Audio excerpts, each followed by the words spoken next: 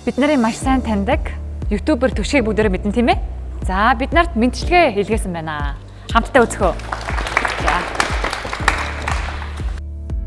Үеийнх нь хэрэг дээрлэх чинь. Дээрлэхэлт байгаа юм биш вэ? Танаа ангид, танаа сургуульд хэрэгэн тойронд чинь. Тэгээ гадуур найз бай гэсэн урайтай аян явагдаж байгаа. Тэгээд энэ аянаар бол дээрлэхэлт одоо хүүхд залуучууд дунд ингэж нэг муухай дээрлэхэлт ялгуулсан гадуурхалтын эсрэг юм гоё аян явагдаж байгаа мэн. Би бол энэ аян 100% нэгдэж байгаа. Яагаад гэвэл Түшиг убаа бол багаасаа хүүхэд ялгуурлаж найзалдаг хүүхэд байгаагүй, хизээч хүн дээрлэхэж үзээгүй.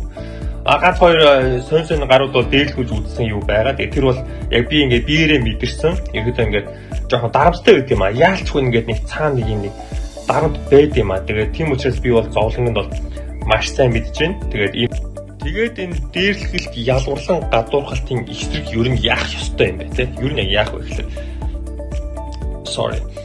хамгийн үр бүтээлтэй арга юу вэ гэхээр нэгнээ хамгаалах. Хамгийн амьдралтай арга.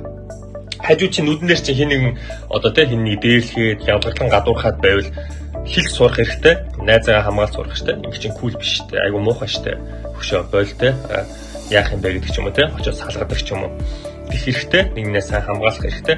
Хоёр дахь арга нь юу вэ гэхээр та нар баг дийлэх мэдэхгүй бах. Ийм дугаар байдаг. 108, 102 гэсэн дугаар байдаг. Одоо энэ дугаарлууд руу залгаад одоо жоохон муухайгаар ховлох юм да тийм ээ. Ховлох зүйл бол ховлж сурах хэрэгтэй. Насанд хүрсэн багш нар юм байна. Бүр болохгүй энэ дугаарлуу залгаад багш нарын тоохгүй бол энэ дугаарлуу залгаад хэлэх хэрэгтэй.